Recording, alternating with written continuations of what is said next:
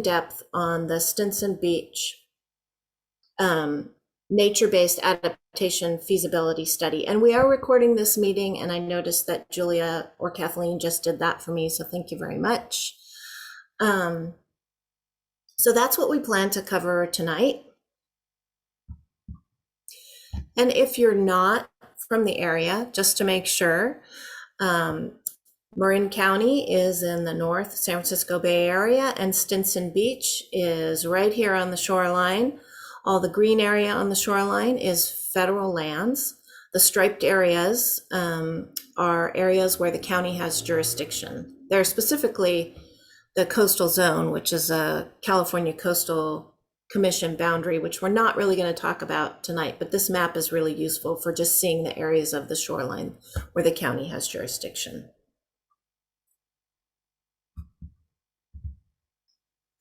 So in 2015, we completed the Marin Ocean Coast Sea Level Rise Vulnerability Assessment. A vulnerability assessment is typically the way that local governments begin planning for climate change impacts. And this vulnerability assessment is specific to sea level rise. And we looked at how sea level rise would impact the Marin coast. We called this project the Collaboration Sea Level Marin Adaptation Response Team, or CSMART. CSMART is now the umbrella that encompasses a number of different projects. Now, the state of California provides guidelines on what a vulnerability assessment should include. We identify exposure and we analyze the sensitivity and potential impacts. And then we evaluate the adaptive capacity of a community. We also conduct vulnerability scoring. I've seen vulnerability assessments that actually assign a number to a vulnerability. That's not the way we've done it in Marin County. The vulnerability scoring is really more about looking at how impacts to different assets interact with each other, and where there are more interactions, there are greater impacts to communities generally.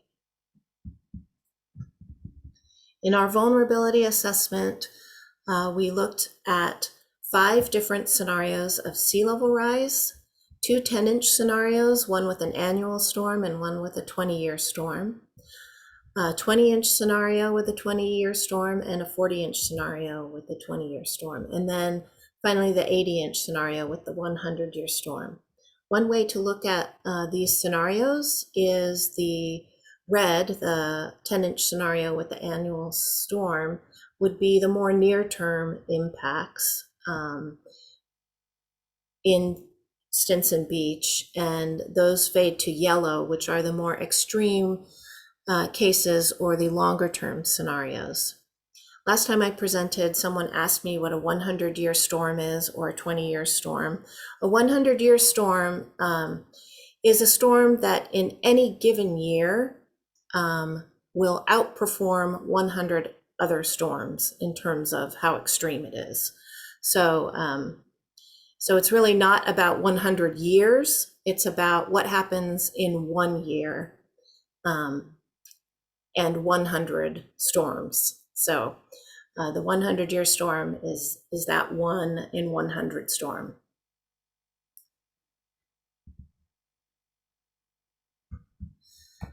In our vulnerability assessment, we also looked at erosion. So this map here shows erosion of the Stinson Beach area under the different sea level rise scenarios.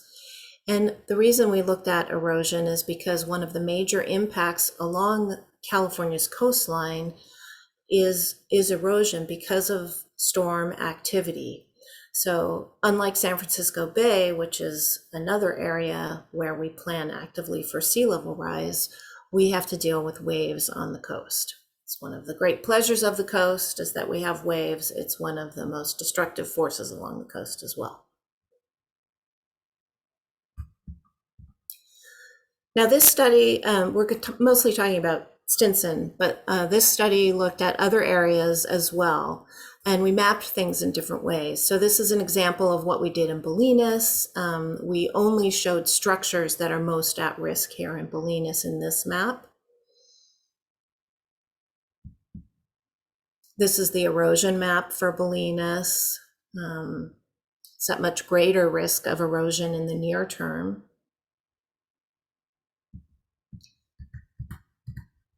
And this is one of the maps for Tamales Bay where we looked at public access and recreational opportunities.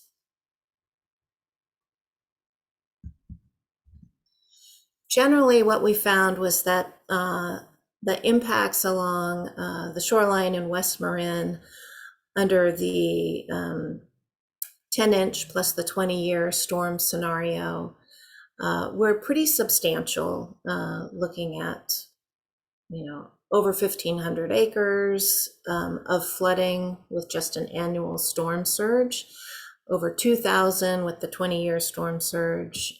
That's and 10 inches of sea level rise.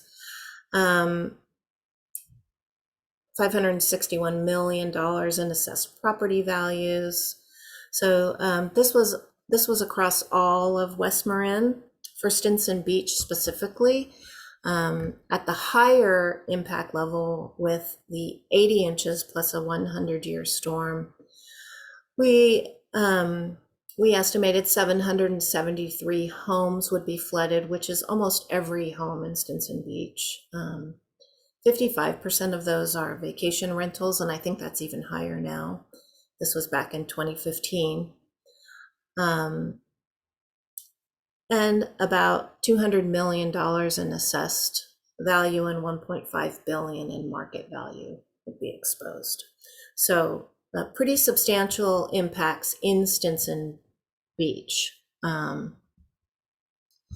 think one of the important things to look at, looking back at this now, is that California, the state of California, has developed sea level rise scenarios that are different now than they were in 2015. We have better information, better data at our disposal, and scientists have done more and more analysis that's specific to the California coastline. So sea level rise scenarios today look more like 3 feet to 4 feet over 100 years, or by 2100, excuse me. And by 2050, it could be as much as 8 to 10 feet. And what the state recommends is that, yes, possibly 8 to 10 feet of sea level rise is not going to happen, but it's important to plan for it because there's enough that we don't know about how ice sheets are melting that we need to be prepared for those scenarios.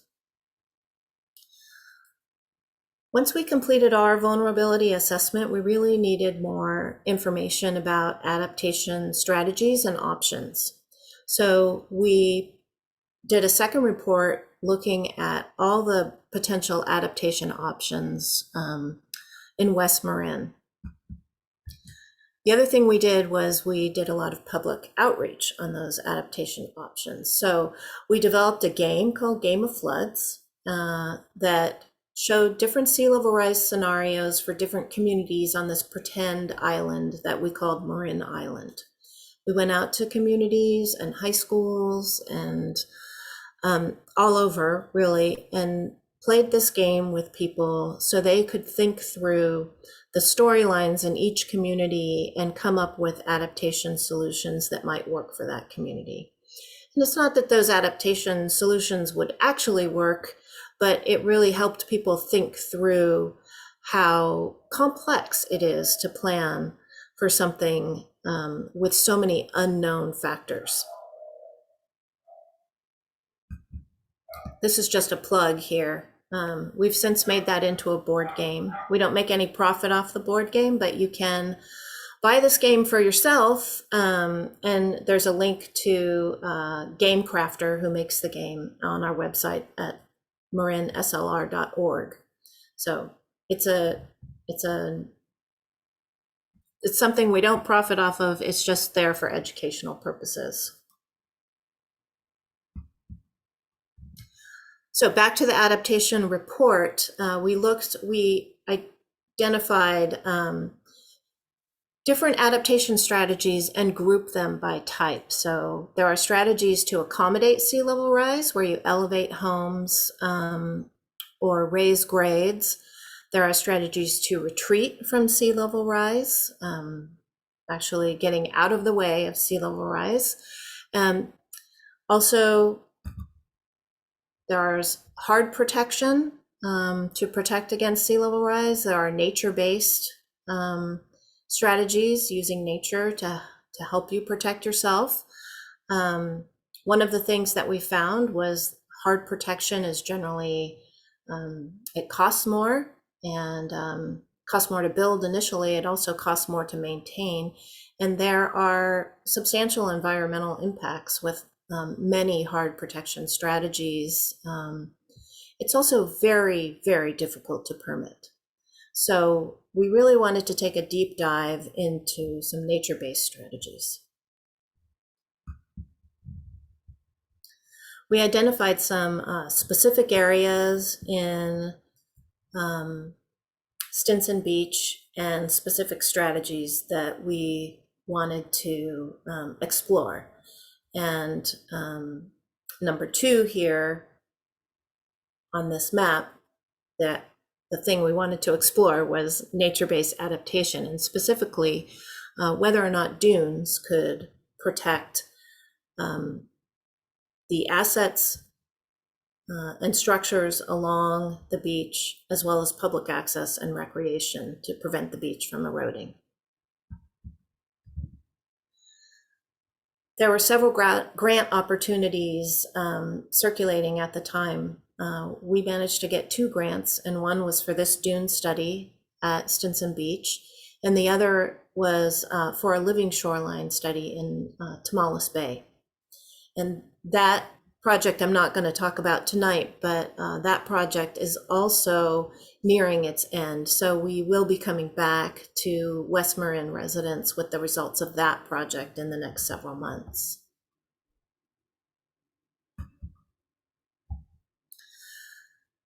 Sea Smart has grown into a project that includes these 2 nature-based projects, the Dune study, the Tomales Bay Living Shoreline study, our local coastal program, which is now adopted and active, except for our environmental hazard policies.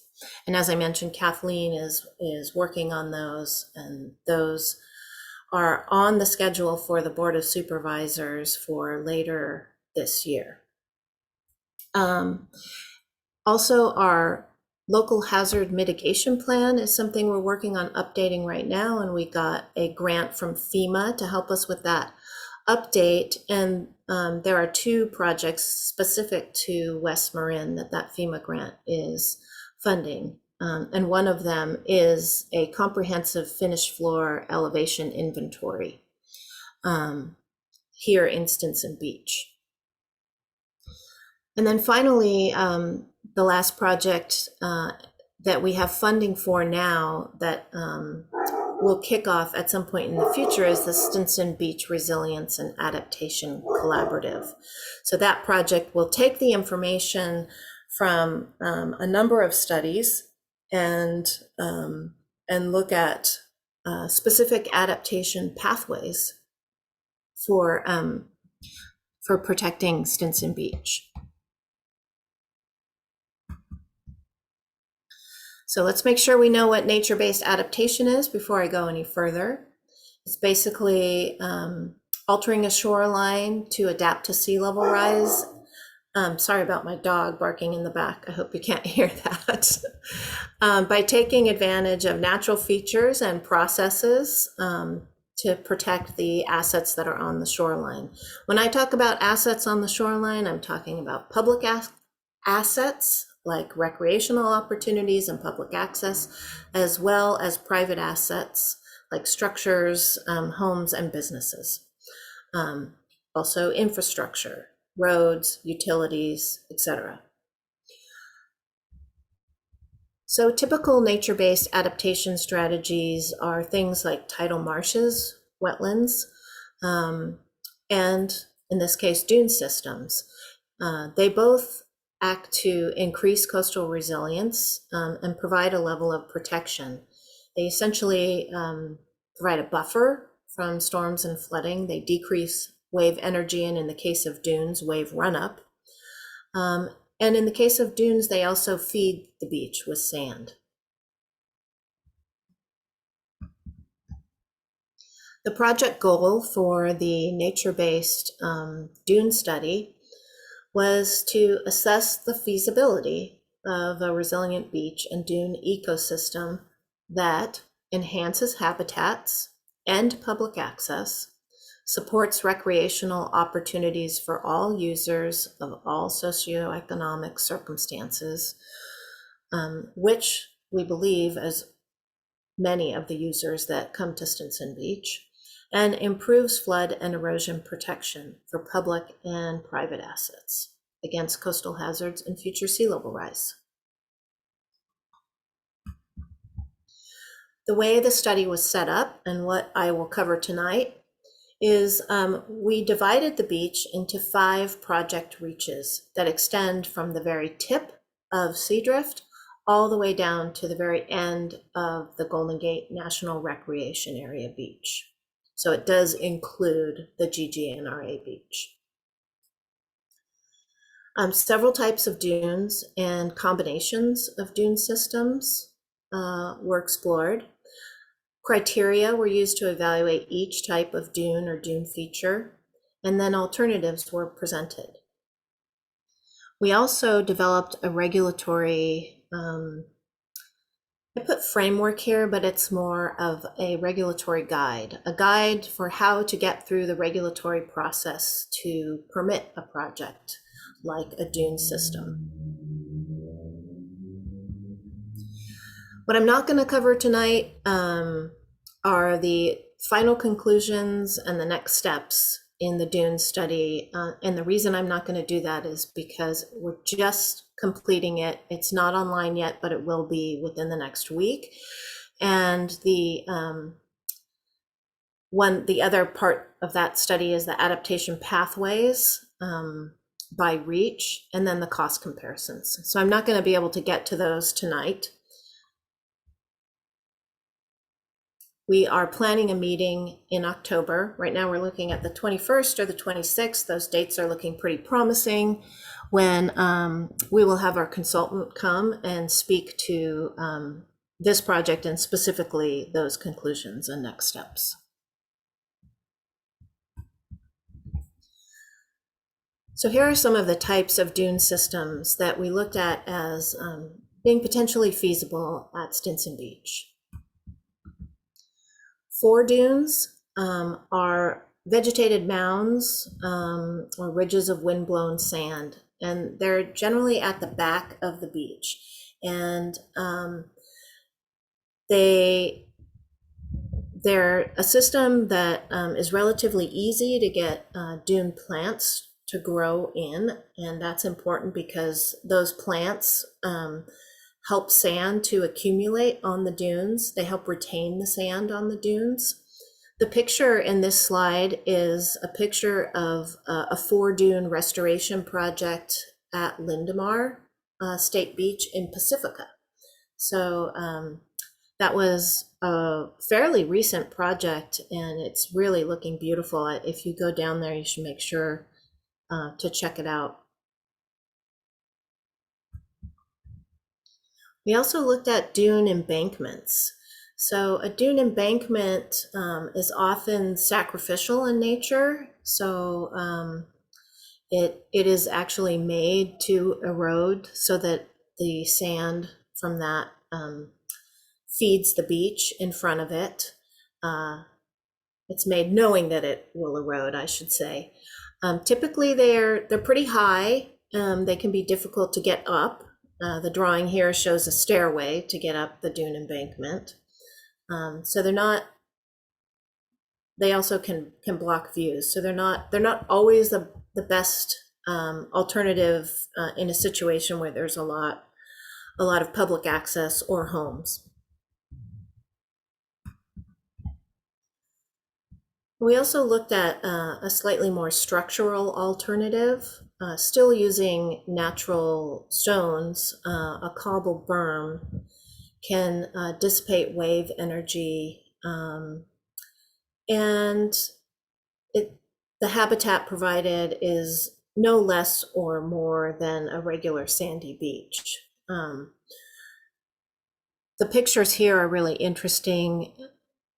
The picture in March 2016 is when they first put in this cobble berm. The picture November 2017 is what it looks like after a year plus. So the stones do get covered with sand. Now, they will likely get uncovered at some point of the year on an annual cycle and then recovered again. But they do dissipate wave energy and prevent wave run-up, some degree of wave run-up.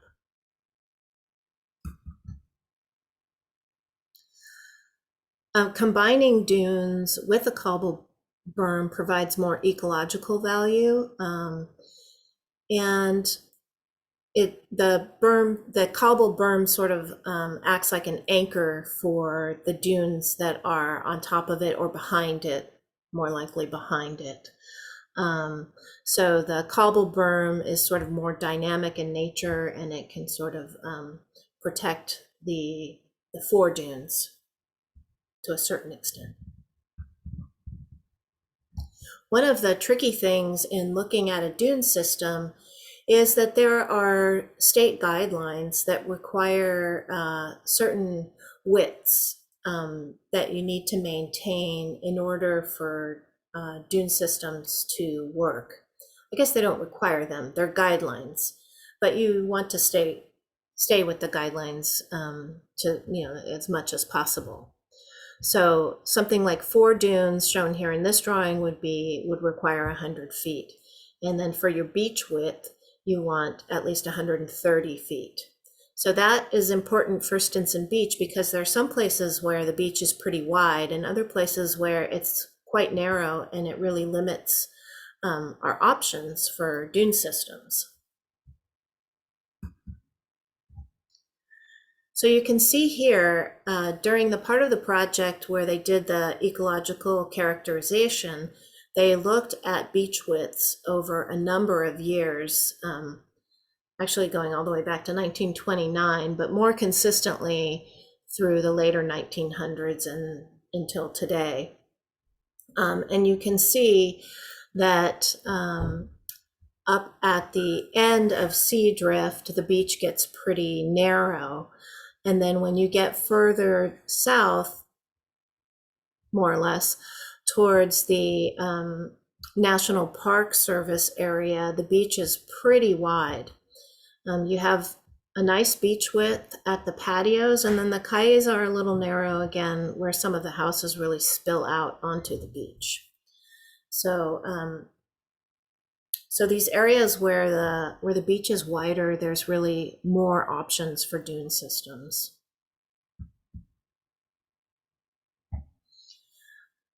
I included this table because it really is a good summary of the suitability of the dune type by each reach. So you can see that, excuse me, up at the end of sea drift, you only have 103 feet to work with in terms of your beach width. And then as you move, I guess it's further east, seems south to me, but you have a wider beach there with 214 feet. The patios are 250 feet, so they're pretty wide. The Caye is 235, and then the national park is pretty wide, all the way at 264 feet. So you can see the national park options, all those X's across there. You can use a lot of different types of dune systems. When you get to Sea Drift West, all the way at the end of the spit, you've pretty much got one option, which is the cobble berm, excuse me. So some of the selection criteria that we developed for looking at the dune alternatives included natural harmony. So does a dune system already occur there? Is it something that looks right there and will behave right there?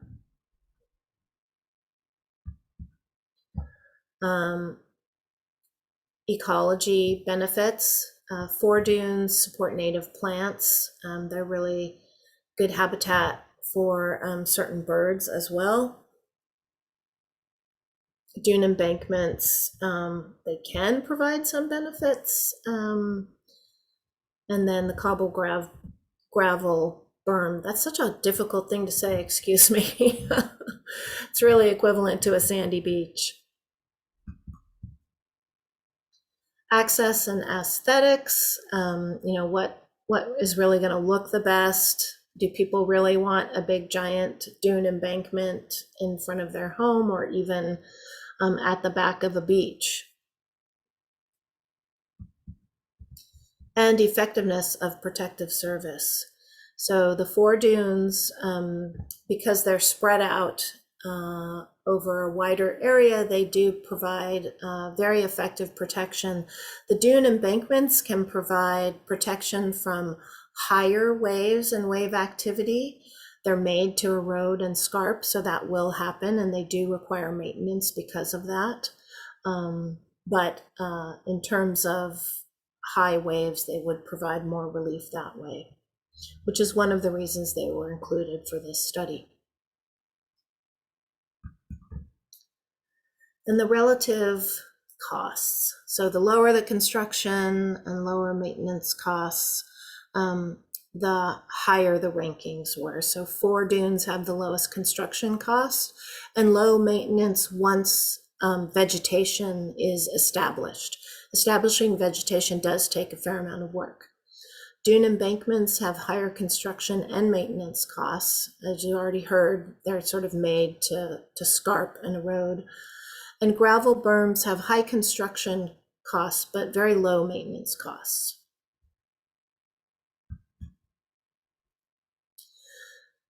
Here are some of the alternatives by reach that were included for the study. I'm not sure if you can see the top of this slide or not. For me, it's very difficult to see.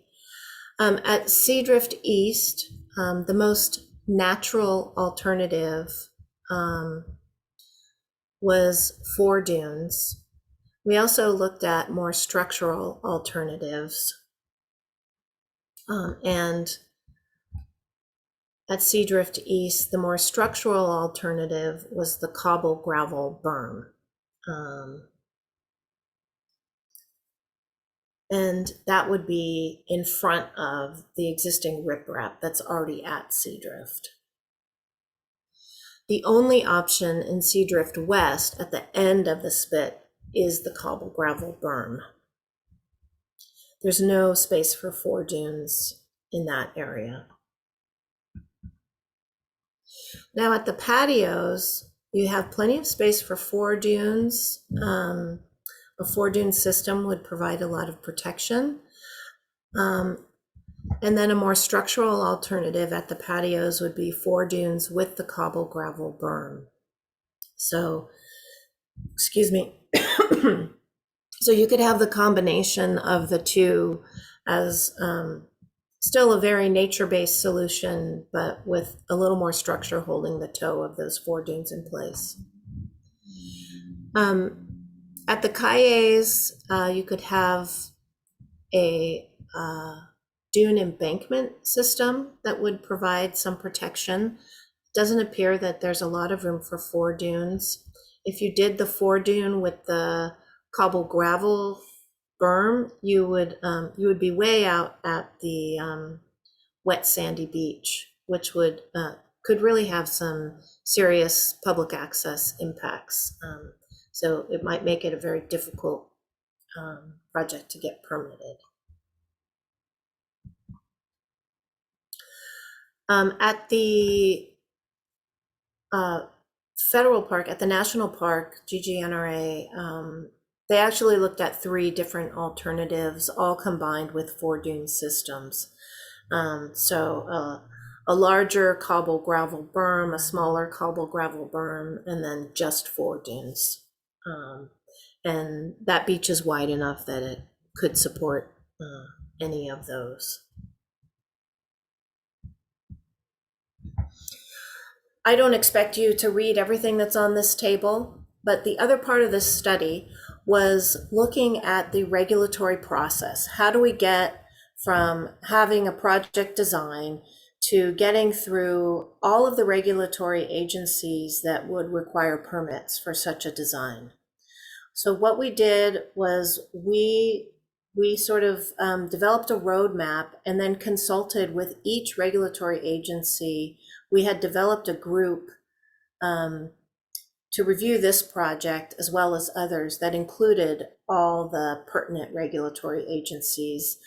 And we met with them, and then each one of their designated representatives went back and actually reviewed our roadmap and gave us comments on it so that we could be pretty sure that we have a way forward through the regulatory process.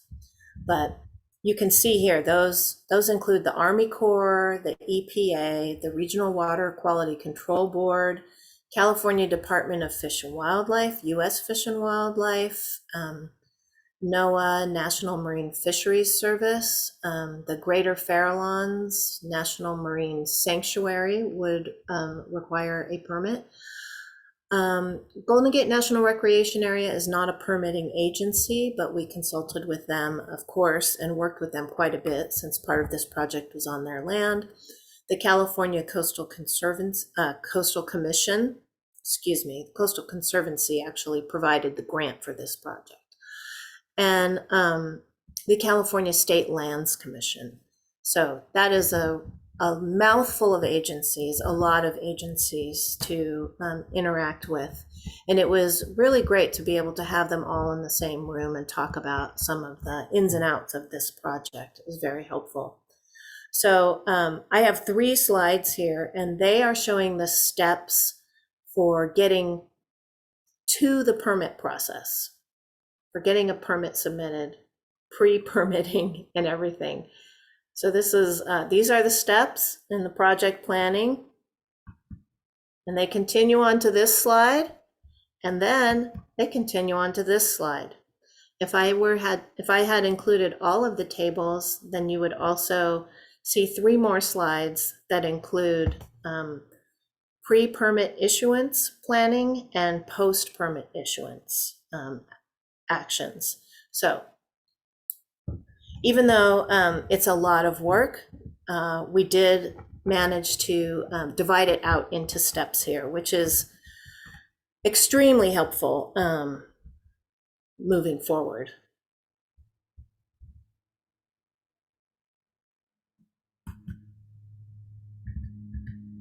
Okay, so that is my presentation. Sorry about the blank slide. It confused me for a second.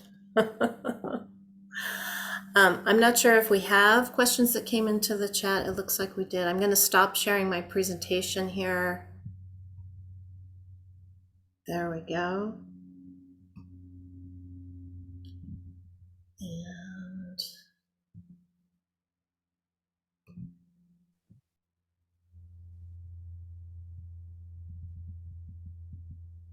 Leslie, I can start you with 2 questions that came into the chat if you'd like.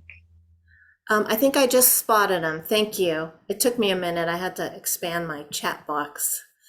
Okay, so the first one, is this being recorded so others who could not join can see this? Yes, it is being recorded, and we will post the recording on our website. It will be there within the next week or so. We're a little short-staffed right now, so I will put in a request, and you can find it. Our website is marinslr.org.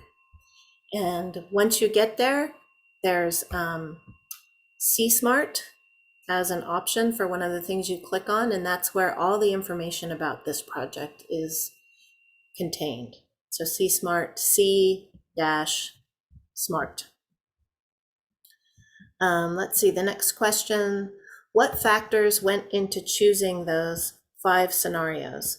So those are the sea level rise scenarios, I assume. And the factors that went into choosing them were the state sea level rise guidelines that were in effect at the time, and also the need to analyze storm activity in addition to just sea level rise. So we wanted to be able to look at what happens, not just as water levels rise slowly and things get inundated, but what happens when there's a storm on top of higher water level. So that's why we did the scenarios that we did. That's why we chose the ones we did. Join the meeting.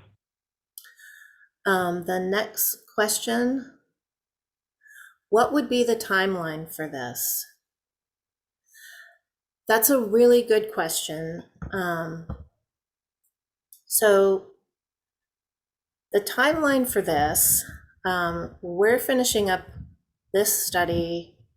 Well, we have the final reports and we're getting ready to release them to the public now. And the next step would require designing an actual dune system.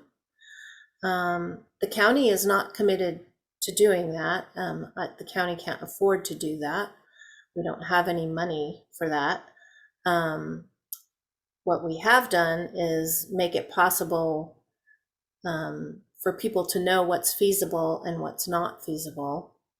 One of the things that may or may not happen in a resilience and adaptation collaboration for Stinson Beach is to look at how different adaptation options could be implemented. Is that correct, Julia? Yes, that's correct. Okay. I want to make sure that I'm not saying anything I shouldn't be. Some of the things that we've looked at in other reports, we have a land use planning guidance document that we did for the Bay shoreline, is whether or not geologic hazard abatement districts might be a good way for communities to organize to pay for shoreline protection projects like a dune system. Should the county be able to continue to get grants, we might explore further design options for a dune system at Stinson Beach. That takes additional collaboration on the part of multiple county departments, as well as collaboration with agencies outside the county. So, so that's sort of where we're at with that. I would imagine that a design process would take another year and a half. The Stinson ARC project, I believe, is a few years in the making. So that project is really aimed at identifying pathways for adaptation, and a dune system might be one of them, but there may also be other options available.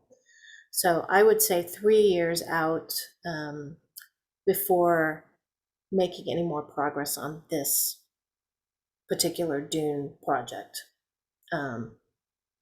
So that was a long answer, I'm sorry. And oh, and just FYI, we have to pick which of you 3 to send a chat to, so you might each have different ones. Oh, okay. There's actually a follow-up question on that, Leslie, the point you're making. Someone asked, I'm just going to read the question. I'm confused. Does this mean we will have to self-organize and pay for this work, or organize and push for federal, state, local agencies to find grants, funding, etc.? I think that I don't know that the county is going to be able to pay for infrastructure projects to protect from sea level rise. I can't say whether that can happen or not. We can, we have, responsibility for roads and certain services that we have to maintain. But I can't commit the county to paying for other things. And I think it's really important for communities to be considering how they will self-organize. As long as grants are available, we can continue to look at options for communities for adapting to sea level rise. What we're able to provide and not provide really has to have substantial public benefits. So yes, I think that communities should be looking at self-organizing as much as possible. I have a question here. As sea drift appears less impacted in the flood map, did the study consider a riprap barrier in conjunction with other measures? So sea drift has a riprap barrier that they put in as an emergency measure years ago. We did not look at an additional riprap barrier, in part because a riprap barrier is hard infrastructure, and we were looking at nature-based solutions, solutions that would not have adverse environmental impacts and would more likely be approved through the regulatory process. I have a question. It seems that a continuation of the existing sea drift riprap wall to protect the quays and patios was not among the alternatives considered. Why was that? And I essentially just answered that question. What are possible funding sources since the county cannot help? So funding sources are taxes. You can essentially tax yourselves. A geologic hazard abatement district is a special district that residents pay into. You can form other types of special districts. The geologic hazard abatement district seems to lend itself best to shoreline protection, given what I've looked at. And we have a report on if you go to marinslr.org, we have a report called Land Use Adaptation Planning Guidance, which is guidance for our cities and towns and also for our own countywide plan on options for adaptation. And there's a long section on geologic hazard abatement districts in that report. I'm not sure how grant funding works for special districts, but that may be an option. But I think having everyone pay in is probably the best way to do that with a GAD. And that's the end of my questions. Do you have more, Julia or Kathleen? Yeah, I have several more. So staying on that point, a participant made the comment that they can't do the work since it's not on private land. So is the point of the policy matrix to show residents the path to figuring this process out? Relatedly, if so, are there other resources where they could work with similar communities in California or around? Yeah, I don't, in terms of figuring this out as an individual going through the process with an individual project, I think, yes, you could use that table that way. I think it's going to be better for communities to organize and work together towards that. And I would imagine, I would hope that you would be able to rely on a county staff member to help navigate that process. We've made a lot of connections. We have our West Marin advisory group set up with members from every regulatory agency. We are working with Greater Farallones National Marine Sanctuaries on trying to do some, I hate the word permit streamlining, but that's the word that comes to mind right now for dredging and reuse of, or beneficial reuse of dredged materials from San Francisco Bay, and how we might be able to sort of piggyback onto the streamlined permitting process that exists there. So we have a lot of connections, and I would hope that we would be able to be available to help communities go through a nature-based adaptation planning process. Thanks, Leslie. There was another question earlier when you were talking about the vulnerability assessment, asking if the vulnerability assessment looked at sea level rise impacts on septic systems and sewers. And I think you showed Yes. a numeric count of those impacts, but just to confirm. Yeah, so it did look at impacts on septic systems and sewers, and it looked at saltwater intrusion into those systems. And that report is available at the same website, marinslr.org. But it's also important to note, one thing I forgot to mention is that we are going to do a minor update to the vulnerability assessment. We're not going to update the whole thing, but we are going to do a minor update to some of it where we felt that it was most at need of an update. And that will be part of Julia Elkin's Stinson Arc project. If you want to say more, go ahead, Julia, if you feel like you need to. I can speak to some brief points there that might be informative to this audience. One update I do want to provide is Leslie pointed out in 2015, the vulnerability assessment, we had a discussion of scenarios and how they were selected. They reflected the best scientific understanding at that time. We have come further in California on our science-based understanding of sea level rise. And so with the update to the vulnerability assessment, we're going to include some additional scenarios that ensure we're still in step with current state guidance. And there are two things if you're really keen on this topic. One is the state in 2020 had some principles for aligned state action that encourages planning to look at 3.5 feet by the year 2050. So we're setting a marker there as we think about time horizons and amount of sea level rise. The other is, unfortunately, as science has gotten more dire around the ice sheets and melt, the state has called for planning that includes a more extreme scenario called the H++. So we are going to add in a more extreme sea level rise scenario for the long term, for that 2100 value that Leslie spoke to earlier. So those are some things we can anticipate in the vulnerability assessment update.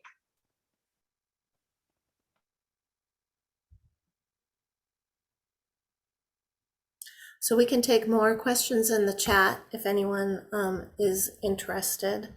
And if people are typing those, I would just like to say that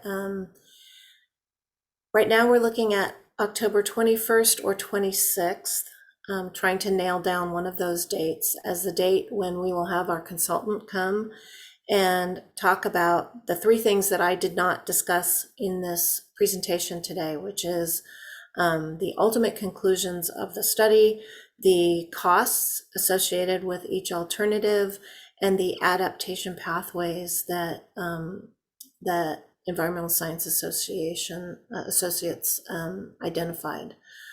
So those are important. I'm really hoping that this set everyone up for,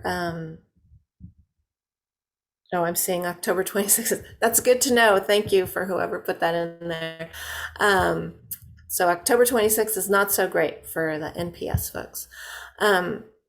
Anyways, I really hope that this helped renew everybody's knowledge about what the county's doing around sea level rise in West Marin, and especially in Stinson Beach, and that it helps prepare you for that discussion that will happen later in October.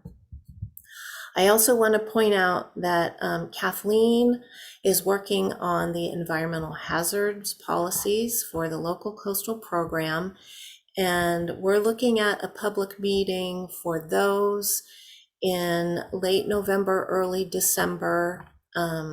That calendar is fluctuating a little bit as we try to get the Coastal Commission staff to weigh in on those policies, but you should know that that's also in the works. So a couple public meetings coming up. And then one more time, the Tomales Bay Living Shoreline project is coming to a close. So I would expect a public meeting for that. Also, December, January. We're closing out the project in November, and then we'll probably come back to the public in January for that, just so that we're not coming back during the holiday season when everyone's out of town. So I see we have a couple more questions and we have a couple more minutes. So let's see what we have here. Could you clarify if all of the strategies presented would require adding sand over time in order to keep up with sea level rise? That's a really good question. They would require an initial bunch of sand. Don't even ask me how much, because I can't even say. However, there are some actual amounts in the report. That's not the kind of information that is going to be on the tip of my tongue. So yes, they would require initial sand placement, and then an area to start the plants, the vegetation for the dunes. And then a major effort to plant all the plants in the dunes at a later date. And then over time, hopefully the dunes would be pretty stable.